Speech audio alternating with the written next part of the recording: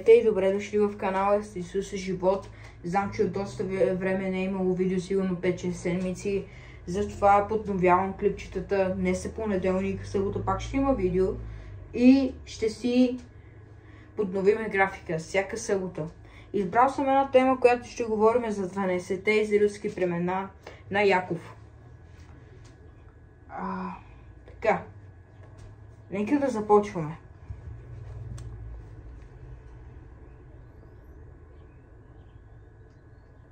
Само набързичко малко информация. В събота видеото може да е малко по-късничко. Сигурно към 5-6. Нещо е такова. Нека да започваме.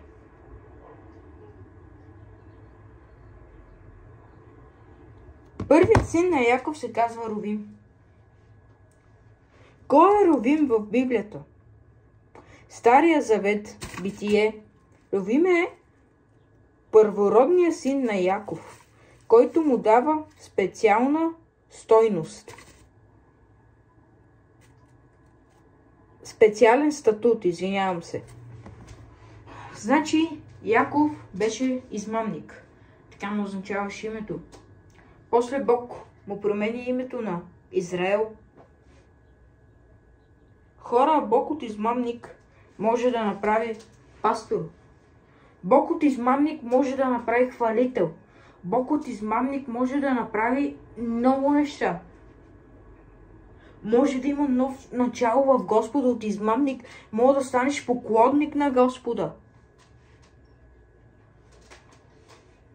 Вярвайте ми, хора. Много хора и много църкви казват, питат ги, кога преживяхте вие Божието присъствие? Те заказаха преди 20 години. Хора, спрете! Ние не трябва да преживяваме Божието присъствие преди 20 години, преди 25 години, преди 30. Не трябва да гледаме назад. Ние всеки ден го преживяваме Божието присъствие. И трябва да разказваме за това прекрасно нещо. Нека да започваме. Той е първият син на Яков. Когато един баща има син, първороден син, ще ви кажа само нещо. Да имаш един син е прекрасно. Да имаш двама е богатство. А да имаш 12, представете си какво е.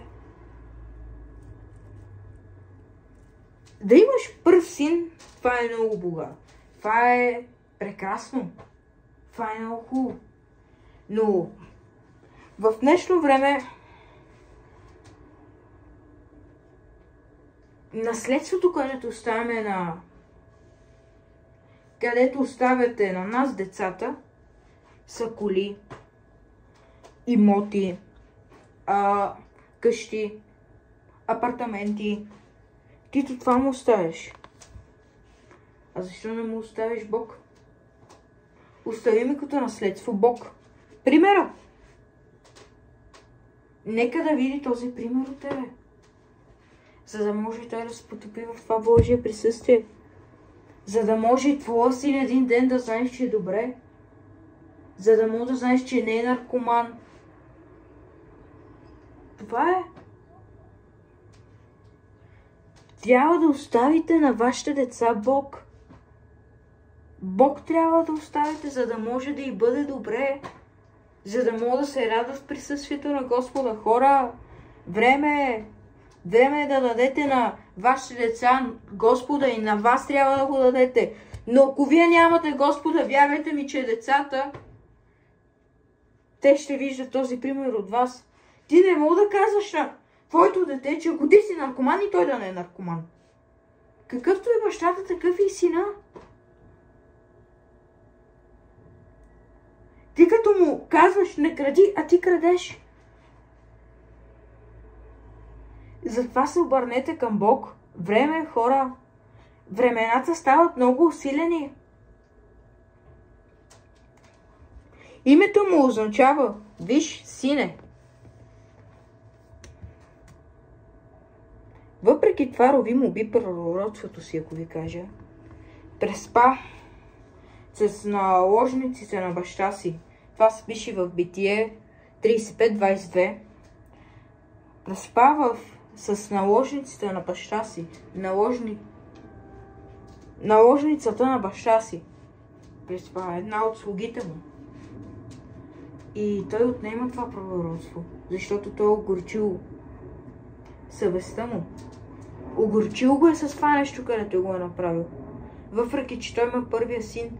Хора, ние си губиме пророчеството. Вярвате ли? Без Бога сме нищо, ние си губиме нашето пророчество, като синове на бащите си.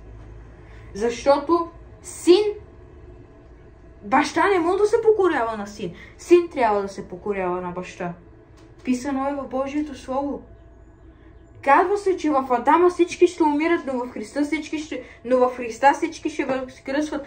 Апостол Павел казва, всеки ден умирам и всеки ден се раждам. Хора, осъзнайте се, нека да умираме за този свят и да се раждаме за Исус, за да може да ни бъде добре на нас. Крайно време е да се осъзнаеме какво вършиме.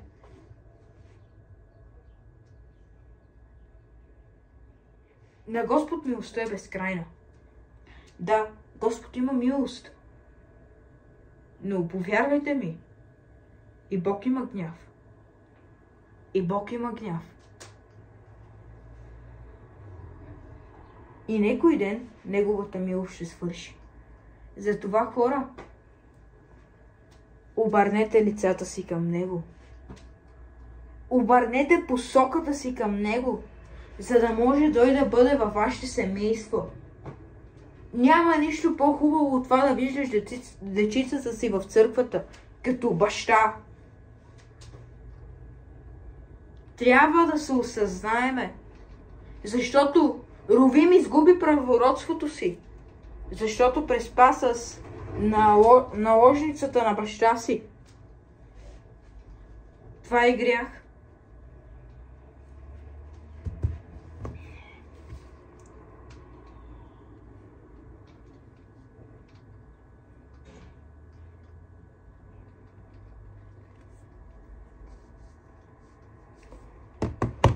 Тук пак се говори за греха, който е направил.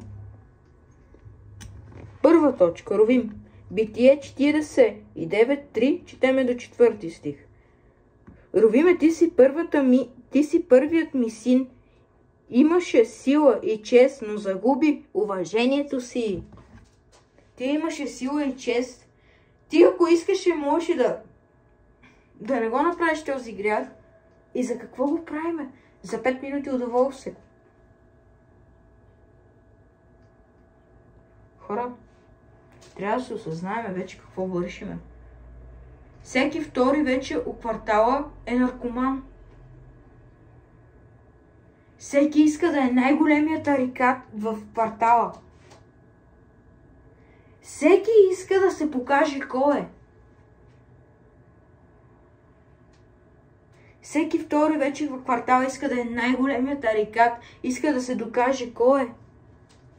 И затова губиме пророчеството си в Господа. С крайно време е. Стига. Стига сме си играли. Стига сме си играли с Божията милост, хора. Стига сме си играли. Нека да започваме. Нека Бог да започне да работи в нас.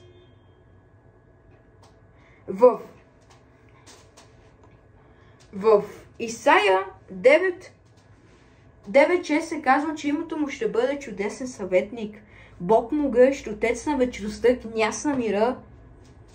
В Исаия 53:5 се казва, че ние в неговите рани сме изцелени.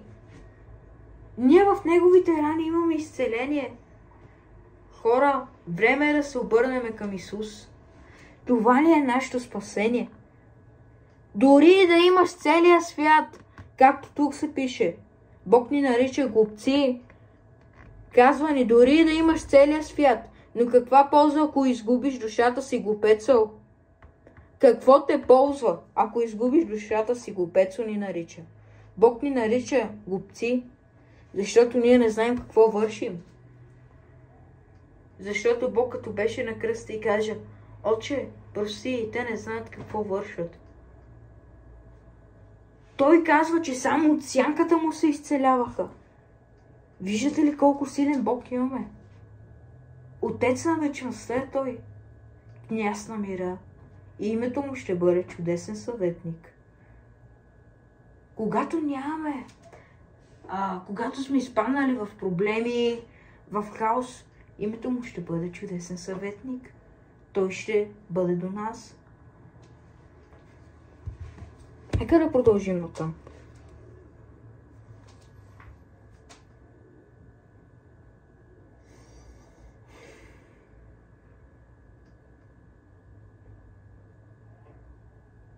Ровим и Йосиф. Когато братята му искаха да убият Йосиф, Ровим се опита да го спаси. Битие 37:21-22 стих четеме. Той предлага да го фърлят в ямата, като си е мислил, че после може да го измъкне тайно. Вижте братската любов. Братовата любов. Той имал любов, между другото, към брат си Йосиф. Въпреки, че другите му брати го мразеха. Защото той беше любимеца на Яков, продължаваше му дрехи и сънуваше сънища. Шарената дреха. И той се застъпи за брат си. Каза: не го правете, няма смисъл. Братовата любов е нещо като... Как да го кажа? Той не е просто поредното дете след тебе. Той е твоята опора в твоя живот. Като знаеш, че имаш брат за себе си, брат за гърба ти. Да, той не е поредното дете след тебе, а ти знаеш, че винаги имаш по-малък брат. Или по-голям. По-малкият брат е този, който винаги ще го обичаш. Този, който ако изпадне в проблем, е и твой проблем. Затова втората заповед е на Господа да възлюбиш ближния си. Хора, обичайте се. Най-вече братята нека да се обичат. Те са от една майка и от един баща. Братова кръв.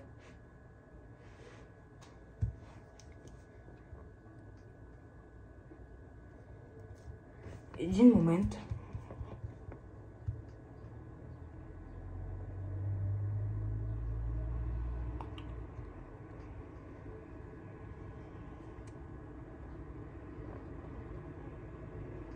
Извинявам се, но ще се заваля за малко.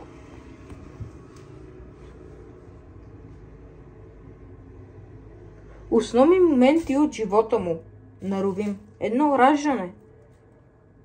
Ровим е първото дете на Яков, роден от Лия. Битие 29:32. Името му означава като нещо: виж, сине. Израел. На радостта на Лия, която се надяваше, че Яков ще я обикне след като му се роди син. Лия се надяваше, че като тя роди син, че Яков ще я се обича. Добре, това го прочетахме. Един момент. Така. Сега повече няма да четем. Сега ще си говорим.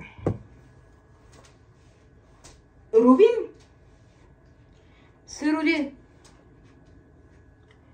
Роди се. Порасна. Преспа с наложниците на баща му. И първородството му се отне. Хора, първородството му се отне. Вече няма първородство. Ни в Господа, ни в наследството. За да имаш наследство, ти трябва Господа. За да може да имаш наследство в царството, ти трябва Господа, който е Господа на силите. Той ще воюва за теб. Хора, повярвайте ми, дори да изпаднете в бедност, Бог пак няма да ви оставя. Хора, повярвайте, ние имаме много добър Бог. Бог нито е... Да, казва се, че той е строг съдия, но не е толкова строг. Той ти е дал свободна воля. Бог не е направил ада за нито едно човешко същество. Но това е твое решение. Ти го правиш това решение. Като майката ти каже, избирай какво да ядеш, бургер или дюнер. Ти го решаваш какво ще ядеш. Пример, казваш, дюнер ще ям. Ти го решаваш. Така сме ние в Господа. Нашите тъпи решения. Повярвайте, и християните имат тъпи решения. Те не знаят по някой път какво вършат. И Бог го казва на кръста. Пак ще ви го каза. Прости, те не знаят, що вършат. И наистина ние не знаем какво вършиме. Знаете ли какво? Ние трябва да благодарим на Бог, че Той отиде на кръста заради нас. Проля невинната си кръв заради нас. В Римляни 5:8 се казва, че Бог препоръчва своята любов към нас. Че това още когато бяхме грешници, Христос умря за нас. Още като бяхме грешници, Той умря за нас. Вижте, тук още даже и за Исус Христос не се разказва. Не, Той още в самото начало се разказва. Ако знаете, когато Ева и Адам направиха греха, когато Бог прокле змията, като я дигна за гушите и каза: проклинам те, и каза едни много специални думи. Каза: ще дойде един, който ще ти смаже главата, а ти ще му хапаш петата. И това е символ на Исус Христос. Хора, ако изследвате Божието Слово, ще видите още в самото начало как се разказва, че ще дойде един. Нашия Спасител, който е Исус Христос. В самото начало ще се казва. В Стария Завет беше око за око, зъб за зъб. После Исус Христос на кръста дига летвата. И вече ти да си помислил за греха, ти си го направил. Ти само да си помислил, ти си го направил. Затова, хора, нека да не бъдем като Ровим. В Стария Завет беше око за око, зъб за зъб. Но, нека да не бъдем като Ровим. Да си правим удоволствие за 5 минути. А нека да бъдем Божии синове, които Бог... Нека да имаме присъствието на Бог. Нека винаги да сме в Господа. И да не казваме, че сме преживяли Божието присъствие преди 25 години. Ние го преживяваме всеки ден. И ние трябва да сме благодарни за това, хора. Ние го преживяваме всеки ден. Пак ще го кажа. Той казваше, че от сянката му се изцеляваха. Представете си колко могъщ Бог имаме. Защото пак ще ви го кажа. В Адама всички ще умират, но в Христа всички ще възкръсват. И пак ще ви го повторя. Никой не е създаден да гори в огненото езеро. Това е избор на нашето решение. Защото Бог ни е дал свободна воля. Извинявам се, за малко спирам за прекъсването. Така докъде бяхме стигнали. Това е решение на нашата воля. Хора, повярвайте, Бог ни обича. Толкова много, защото се казва, че ако любяща майка остави детето си, той нас никога. И затова му благодариме за това. И аз го хваля заради това, че е толкова милостив Бог. За това, с което ще завърша. Хора, стегнете се. Крайно време е да се стегнеме. Да спреме с нашите простоти и да се обърнем към Исус Христос, нашия Спасител. Бъдете благословени в мощното име на Исус Христос. Чао!